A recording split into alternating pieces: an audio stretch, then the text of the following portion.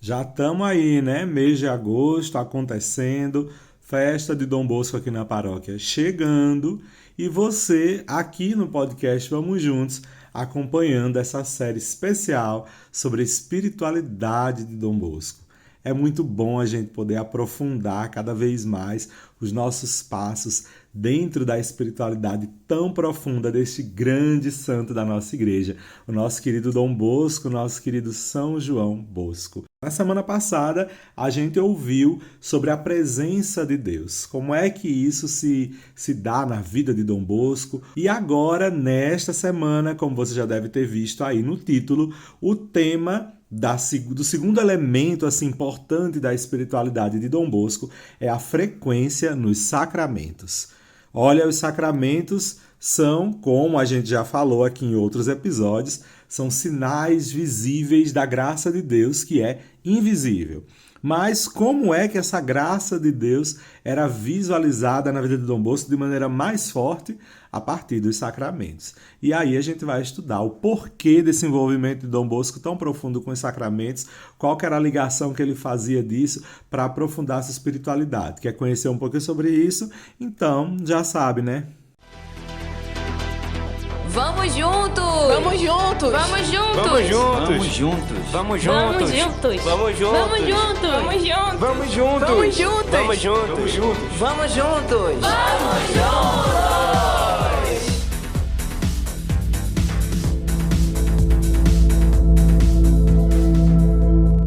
Sejam bem-vindos e bem-vindas a mais essa edição do podcast Vamos Juntos, aqui nesta série sobre a espiritualidade de Dom Bosco, parte 2. Vocês gostaram da semana passada? Foi legal, né? Então vamos acompanhar aqui, continuar acompanhando a proposta do livro A Espiritualidade de Dom Bosco, que foi escrito pelo Giuseppe Buccellato, que é salesiano, e traz pra gente esse presente maravilhoso, esmiuçando aí a espiritualidade de Dom Bosco. E no tema dessa semana, como a gente já falou, a frequência nos sacramentos.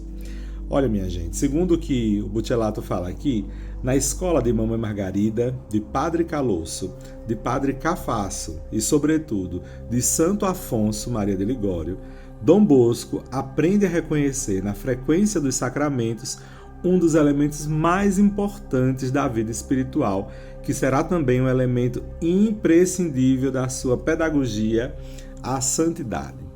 Isso tudo se dá num século e num contexto nos quais ainda continuavam elementos da severidade, do rigorismo, que tendiam a afastar os cristãos da prática muito frequente dos sacramentos. É claro que a gente vai entendendo aí que o contexto da vida de Dom Bosco se dá num século diferente do nosso, né? Então, no final do século XIX, Dom Bosco vivia aí uma espiritualidade na igreja muito puritana, vamos dizer assim.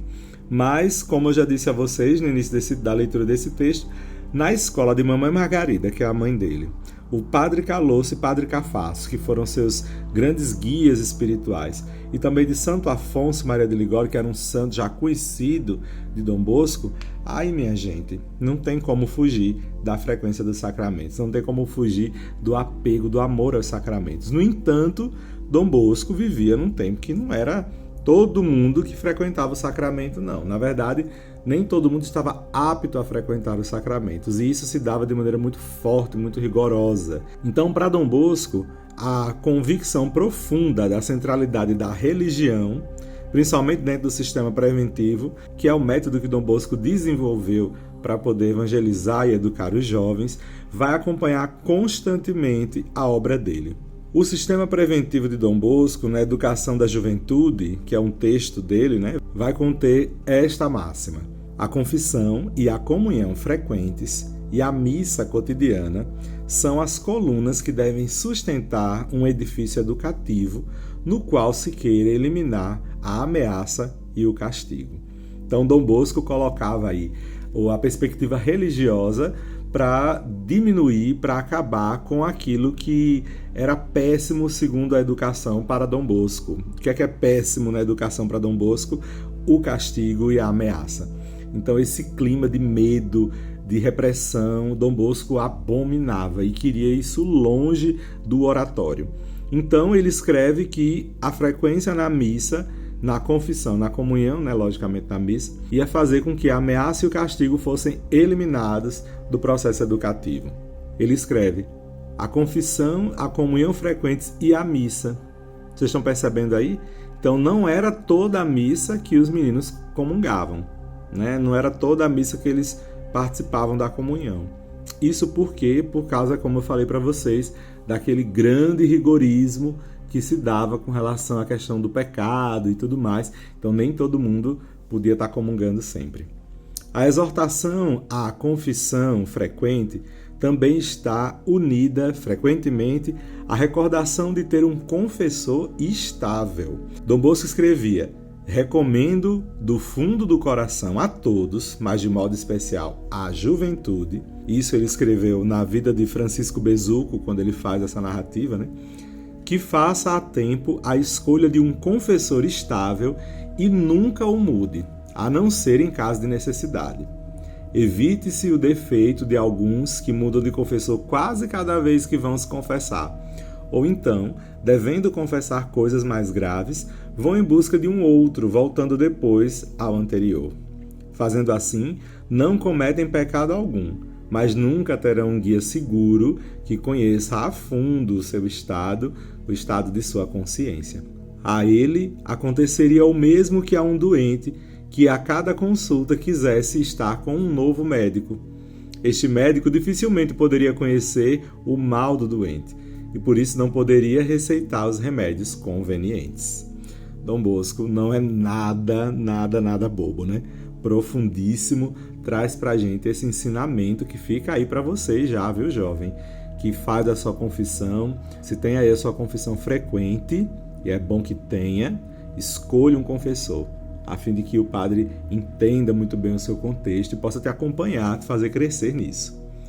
A teologia dos sacramentos, da confissão e da comunhão, do tempo, lá de Dom Bosco, ainda está muito longe da sensibilidade e das aquisições da teologia do Vaticano II, que é o grande espírito de renovação da nossa igreja, que aconteceu na década de 60, de 1960, já no século passado. No tempo de Dom Bosco, a teologia da confissão estava muito mais ligada na própria confissão dos pecados do que na reconciliação, ou seja, do que no desejo de estar reconectado a Deus. Já o sacramento da comunhão, também no tempo de Dom Bosco, estava centralizado muito mais no sacramento em si, muito mais em ver Jesus, muito mais em ver o milagre lá acontecendo, do que na celebração de uma comunidade, na presença real do Cristo no pão, muito mais do que na participação da comunidade neste momento. Mas a gente não deve ficar surpreso com isso, afinal de contas, Dom Bosco era filho de seu tempo. Embora em muitos aspectos a sua espiritualidade vá se abrindo a algumas intuições proféticas que fazem com que o desejo de participação e de reconciliação também se desenvolvam. No entanto, a igreja da época de Dom Bosco respirava essa perspectiva mais puritana, Então tinha a questão do castigo, então eu precisava confessar muito mais o meu pecado do que pensar numa reconexão com Deus, e também a perspectiva de admirar o sacramento da comunhão estava muito maior, muito mais evidente do que a nossa participação propriamente dita na Eucaristia. E também tinha um outro dado, a importância que Dom Bosco dava muito especial à adoração eucarística e às frequentes visitas ao Santíssimo Sacramento. Inclusive a gente falou sobre isso, já no episódio anterior. Em 1866, a tipografia do oratório, ou seja, a pequena gráfica que Dom Bosco tinha lá no oratório, vai publicar um livreto de Dom Bosco que se chamava Práticas Devotas para a Adoração do Santíssimo Sacramento. E lá num capítulo intitulado Convite à Comunhão Frequente, a gente vai ler em relação à ação de graças depois da comunhão. Sobre o tempo de permanecer com este hóspede divino depois da comunhão, é verdade, não é determinado. Mas pensemos bem, que quanto mais permanecermos com ele, melhor será. De acordo com os trabalhos e a devoção que se tem, cada um permaneça 1 hora ou 1h30, ou ao menos 1/4 de hora. Depois desses atos de adoração, de ação de graças, de oferecimento, de pedido, saindo da casa do Senhor, não esqueçamos também nós que somos templos de Deus. Isso ele escrevia lá nesse texto. Esse elemento característico da espiritualidade de Dom Bosco, o amor e a prática dos sacramentos da reconciliação e da Eucaristia, mantém e aumenta a sua importância sob a luz das aquisições e do progresso dos estudos teológicos de Dom Bosco. Também a prática da adoração eucarística, que ritmava a vida do primeiro oratório, que dava o tom, dava o ritmo, à vida do primeiro oratório, requer a reaquisição do papel que também os novos livros litúrgicos foram atribuindo a ela. E assim diz o Papa João Paulo II. O culto prestado à Eucaristia fora da missa, que é a adoração, é de um valor inestimável na vida da Igreja e está ligado intimamente com a celebração do sacrifício eucarístico.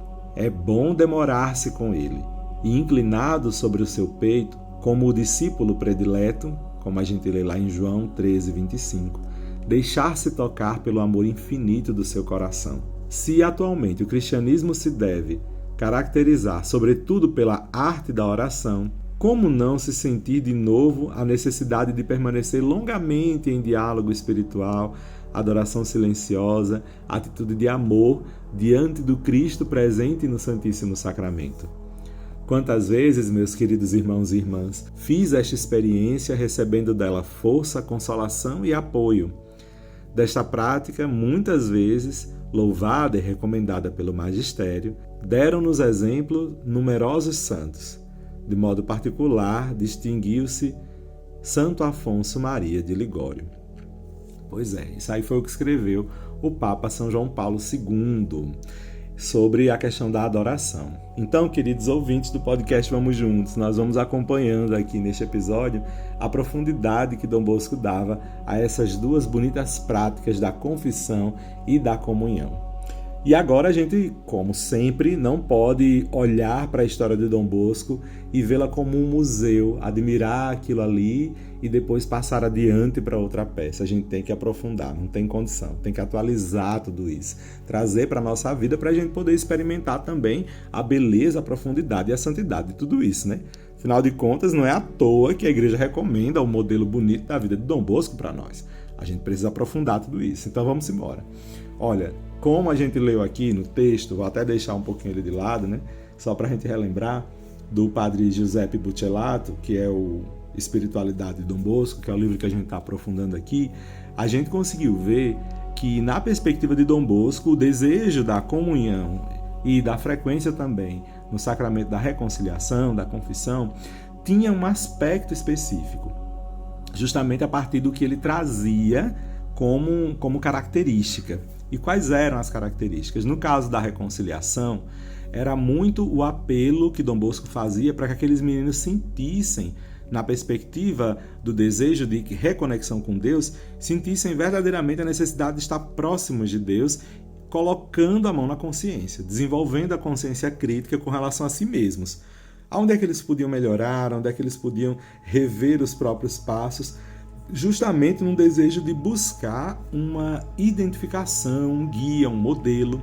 E olhando então para a vida de Jesus, reconhecendo a partir daí os seus próprios pecados, os meninos teriam a possibilidade de refazer o seu caminho, de refazer uma conexão com Deus, de se aproximar ainda mais de Deus. Minha gente, esses meninos não tinham, os meninos que Dom Bosco acompanhava, não tinham, na verdade, família, E aí eles iam encontrar modelos a quem seguir aonde? Junto dos adultos que estavam com eles. E aí o adulto que estava mais próximo deles, que era o grande, assim, que chamava mais a atenção dos meninos, era o próprio Dom Bosco e a Mamãe Margarida.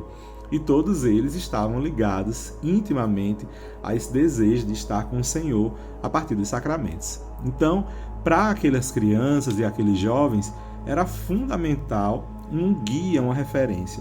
E olhando para a vida de Cristo, percebendo então em si os seus próprios pecados, eles podiam refazer, como eu disse a vocês, o caminho, fortalecer os passos. No caso da Eucaristia, a percepção, né, a adoração de Cristo na Eucaristia, ver a pureza do Senhor ali, toda aquela santidade, inspiraria na cabeça de Dom Bosco, isso era uma proposta, né? Inspiraria os meninos a participar daquela santidade também, a talvez abandonar aquela vida de pecado e se aproximar um pouco mais da vida de santidade, olhando para o Santíssimo Sacramento. No entanto, a gente precisa, como eu disse a vocês, atualizar tudo isso. Hoje, qual que é a perspectiva que a Igreja traz com relação a estes sacramentos? A gente fez um episódio inteiro falando sobre o sacramento da reconciliação, inclusive dizendo o quanto Dom Bosco valorizava ele, né?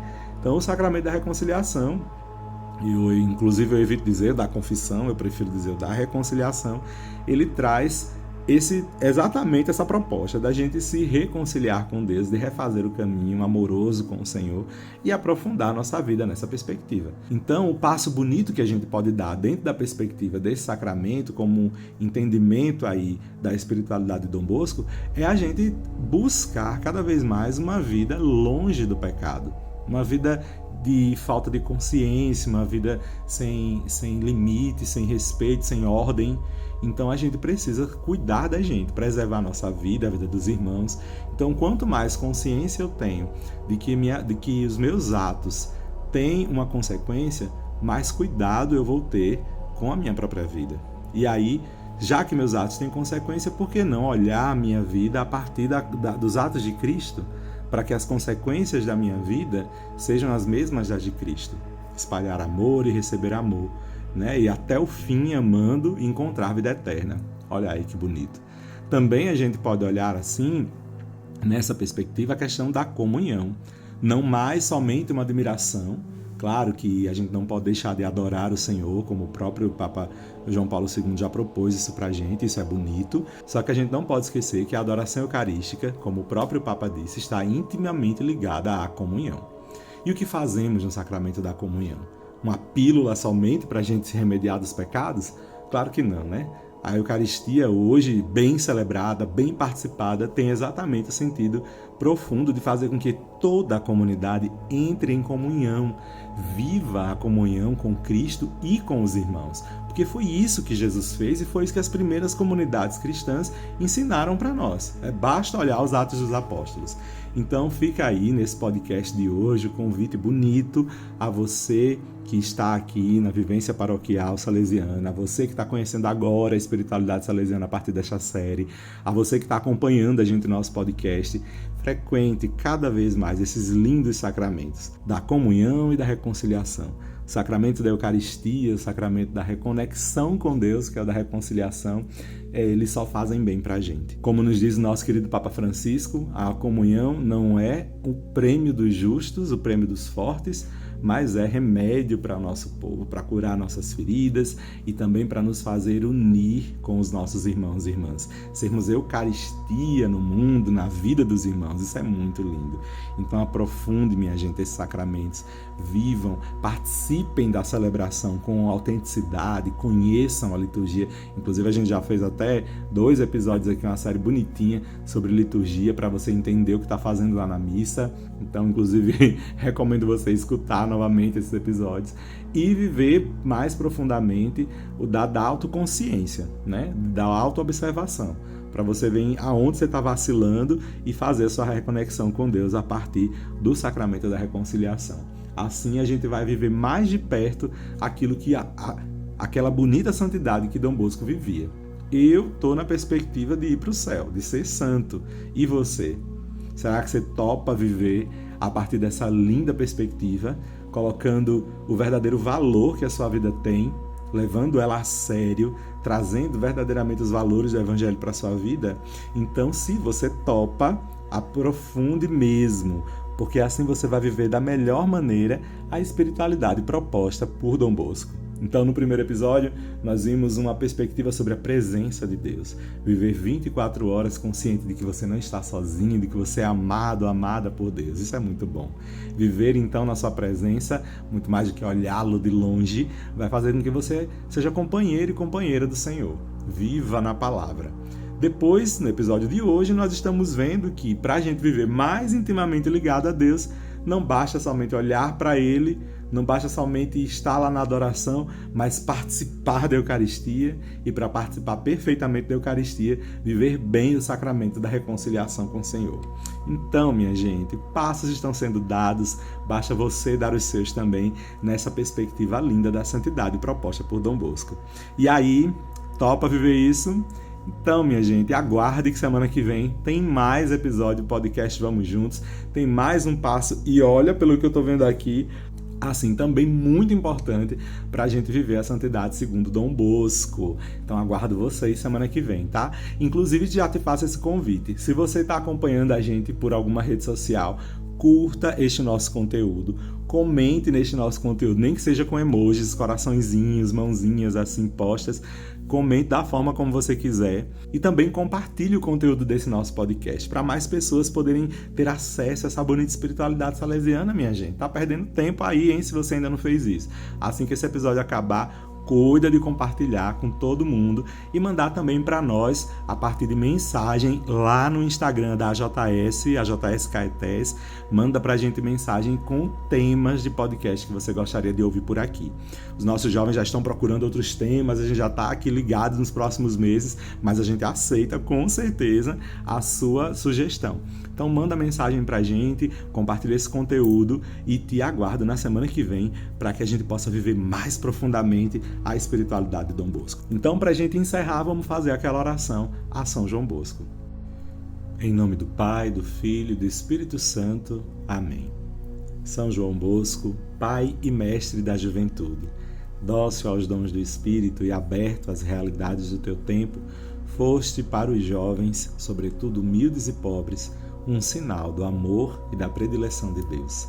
Sê nosso guia no caminho de amizade com o Senhor Jesus, para podermos perceber nele, no seu Evangelho, o sentido da nossa vida e a fonte da verdadeira felicidade. Ajuda-nos a corresponder com generosidade à vocação que recebemos de Deus para sermos, na vida cotidiana, construtores de comunhão e, em comunhão com a Igreja inteira, colaborarmos com entusiasmo na edificação da civilização do amor. Obtém-nos a graça da perseverança na vivência da vida cristã em grau elevado, segundo o espírito das bem-aventuranças, e faze com que, guiados por Maria Auxiliadora, possamos encontrar-nos um dia contigo na grande família do céu. Amém. São João Bosco, rogai por nós. Deus te abençoe e te guarde, em nome do Pai, do Filho e do Espírito Santo. Amém. Até semana que vem. Se você quiser continuar com a gente, já sabe, né? Vamos juntos!